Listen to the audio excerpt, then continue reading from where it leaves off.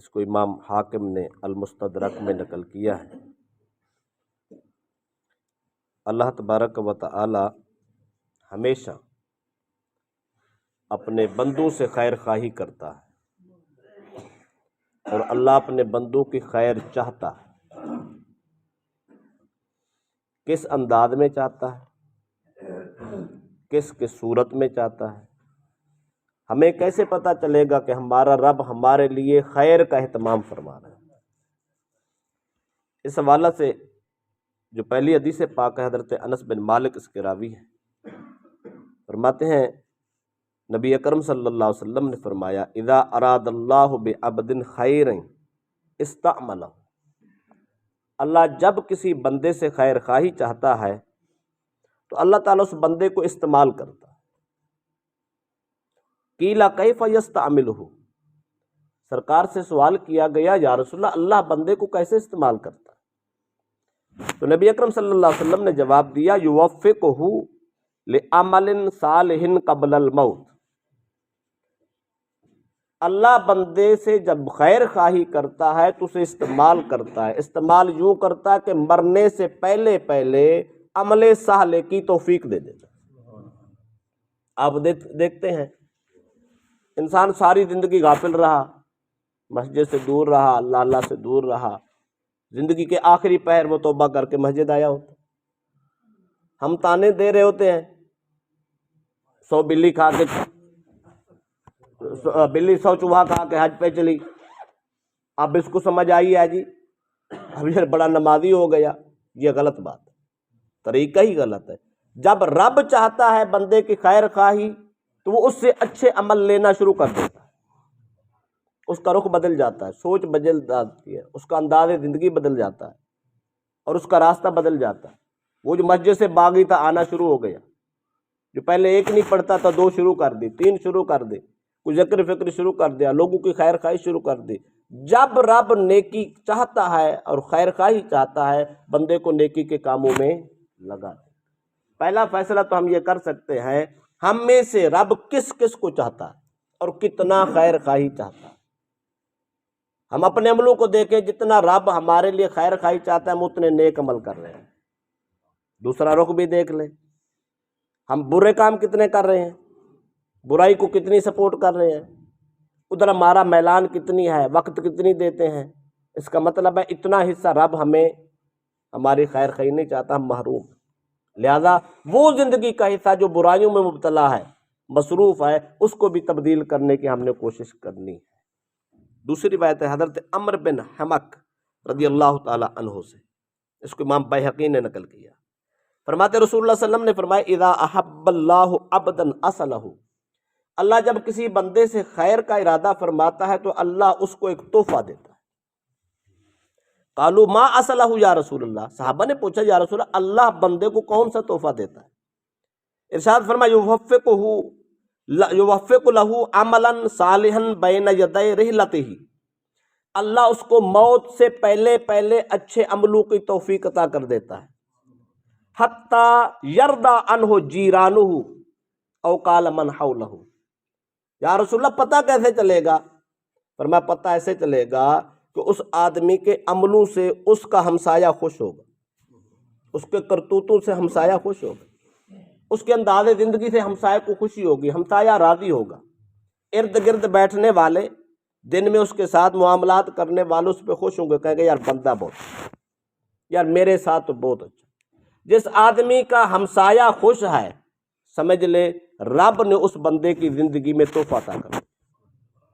جس آدمی کے دوست خوش ہے وہ کہتے ہیں یار نہیں ہمارے ساتھ تو بڑا ہی مخلص ہے، آج تک ہمارا نقصان اس بندے نے نہیں کیا، یا یوں کہتے ہیں یار پہلے تو اور بات تھی پر اب دنیا اس کی بدل گئی ہے، پہلے ہمارے ساتھ بھی کر جاتا تھا لیکن اب نہیں کرتا، اب جو خیر خواہی کرتا ہے، اچھا مشورہ دیتا ہے، تعاون بھی کرتا ہے، اچھی سوچ رکھتا ہے، اس کا ذہن چینج ہو گیا ہے۔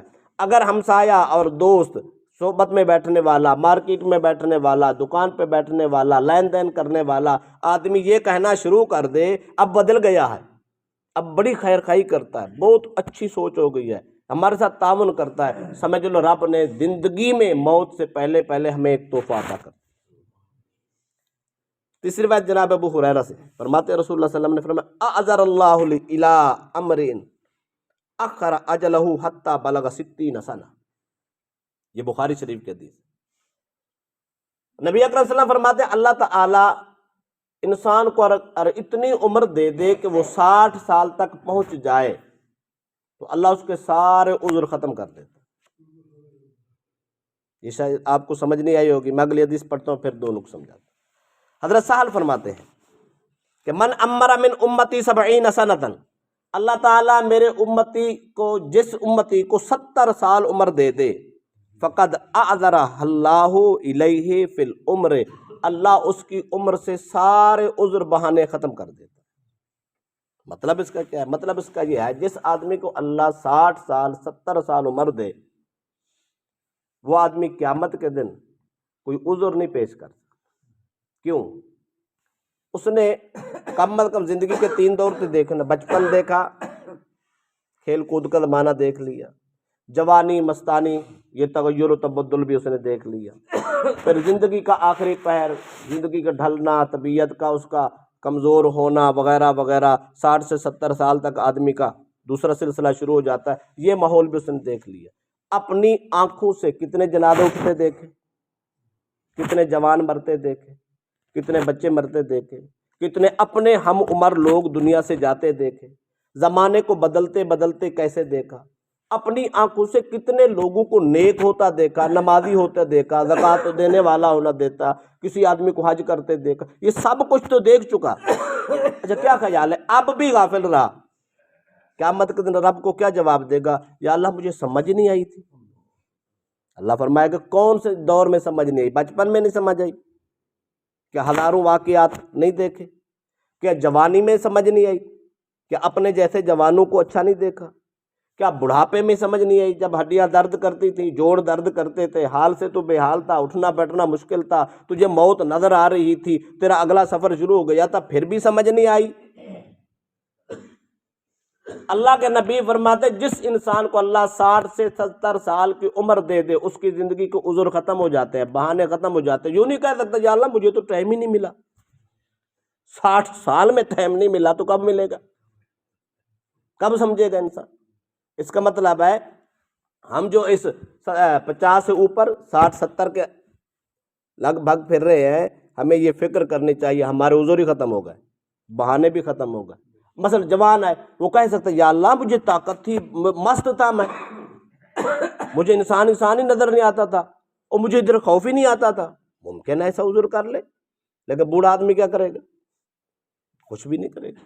اس لیے جس آدمی کے 60 70 کے دوران زندگی ہے، عمر ہے، اس آدمی کو فکر کرنی چاہیے میرے عذر بھی ختم ہو گئے، بہانے ختم ہو گئے، سب کچھ ختم ہو گیا، میں تو لاجواب ہوں۔ جب لاجواب ہوں تو پھر اس کا مطلب ہے پھر سخت ترین سزا ہے، لہذا اب بھی نہ سمجھے تو پھر کب سمجھے؟ لہذا عمر کے اس دور میں تو ہر صورت سمجھ ہی جانا چاہیے، اگر سمجھ گئے تو بچ جائیں گے، نہ سمجھے تو مشکل ہوگا۔ رہ گیا یہ 60 سالہ زندگی کا حساب کیسے کروں؟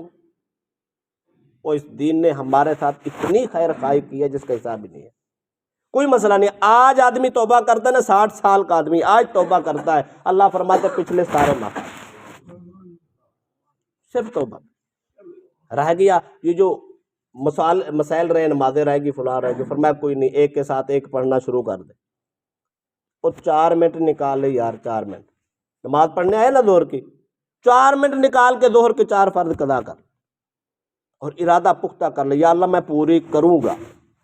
اللہ فرماتے اتنا پختہ ارادہ میرا بندہ کر رہا ہے، زندگی میں جتنے ہی پورے ہو گئے، ہو سکتا ہے اللہ اس کا صدقہ اگلے بھی معاف کر۔